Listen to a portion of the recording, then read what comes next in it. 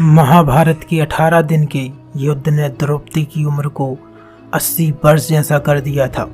शारीरिक रूप से भी और मानसिक रूप से भी संसार के चारों तरफ विधवाओं का बाहुल्य था। पुरुष इक्का दुक्का ही दिखाई पड़ रहे थे। अनाथ बच्चे घूमते दिखाई पड़ रहे थे। उन सब की वह महारानी द्रौपदी हस्तिनापुर के महल में निश्चेष्ट बैठी हुई शून्य को निहार रही थी। तभी श्री कृष्ण कक्ष में दाखिल होते हैं। द्रौपदी कृष्ण को देखते ही दौड़कर उनसे लिपट जाती है। कृष्ण द्रौपदी के सिर को सहलाते रहते हैं और रोने देते हैं। थोड़ी देर में कृष्ण द्रौपदी को खुद से अलग करके समीप के पलंग पर बैठा देते हैं। द्रौपदी ने कहा, यह क्या हो गया सखा, ऐसा तो मैंने सोचा भी नहीं था।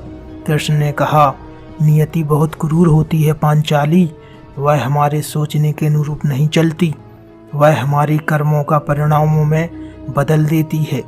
कृष्ण कहते हैं, द्रौपदी कभी भी युद्ध किसी समस्या का समाधान नहीं होता, अपितु युद्ध स्वयं ही एक समस्या बन जाता है। तुम प्रतिशोध लेना चाहती थी और तुम सफल हुई द्रौपदी। तुम्हारा प्रतिशोध पूर्ण हुआ। सिर्फ दुर्योधन और दुशासन ही नहीं, अपितु सारे गौरव समाप्त हो गए। तुम्हें तो प्रसन्न होना चाहिए। द्रौपदी ने कहा, सखा तुम मेरे घावों को सहलाने आए हो या उन पर नमक छिड़कने के लिए? कृष्ण ने कहा, नहीं द्रौपदी, मैं तो तुम्हें वास्तविकता से अवगत कराने आया हूँ। हमारे कर्मों के परिणाम को हम दूर तक नहीं देख पाते। जब भी समक्ष होते हैं तो हमारे हाथ में कुछ नहीं रहता। कर्म के सिद्धांत का यही तात्पर्य है द्रौपदी। अच्छा कार करवाता है और बुरा कार अधिक से अधिक बुरा कार करवाता है। द्रौपदी ने कहा, तो क्या इस युद्ध के लिए पूर्ण रूप से मैं ही उत्तरदायी हूँ? कृष्ण ने कहा, नहीं द्रौपदी, तुम स्वयं को इतना महत्वपूर्ण मत समझो, लेकिन तुम अपने कर्मों में थोड़ी सी दूरदर्शिता रखती तो स्वयं इतना कष्ट नहीं पाती। द्रौपदी ने कहा, मैं क्या कर सकती थी कृष्ण ने कहा, तुम बहुत कुछ कर सकती थी। जरा स्मरण करो द्रौपदी, युद्ध के पूर्व में मैं शांति का प्रस्ताव लेकर हस्तिनापुर जा रहा था।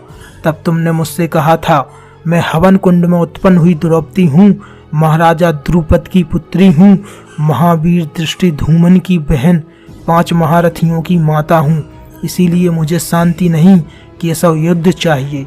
अगर तुमने उस वक्त इतने कठोर शब्दों का प्रयोग ना किया होता तो इतना कष्ट नहीं भोगती द्रौपदी।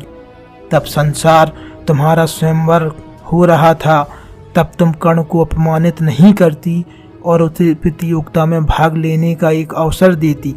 इसके बाद जब कुंती ने तुम्हें 5 पतियों की पत्नी बनने का आदेश दिया, तब तुम उसे स्वीकार नहीं करती तो भी परिणाम कुछ और होते।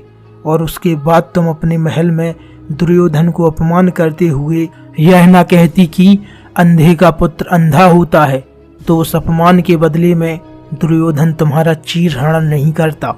तब भी शायद परिस्थितियां कुछ और होती। तो भरी वर्षा में कर्ण तुम्हें वेश्या नहीं कहता, तो शायद परिणाम कुछ और होते। हमारे शब्द भी हमारे कर्म होते हैं द्रौपदी, और हमें अपने हर शब्द को बोलने से पहले तौलना जरूर होता है, अन्यथा उसके दुष्परिणाम हमें स्वयं को ही नहीं, अपने पूरे परिवेश को दुखी करते रहते हैं। संसार में केवल मनुष्य एकमात्र ऐसा प्राणी है जिसका जहर उसके दांतों में नहीं, उसके शब्दों में है। इसीलिए शब्दों का प्रयोग सोच समझ कर करना चाहिए। ऐसे शब्द का प्रयोग कीजिए जिससे किसी की भावनाओं को ठेस ना पहुँचे। मनुष्य की जीभ में हड्डी नहीं होती, मनुष्य की सारी हड्डियां तोड़वाने की सामर्थ्य रखती है। दोस्तों, आपकी क्या राय है? बोलने से पहले सोचना समझना चाहिए या नहीं? अपने विचार कमेंट बॉक्स में जरूर दें।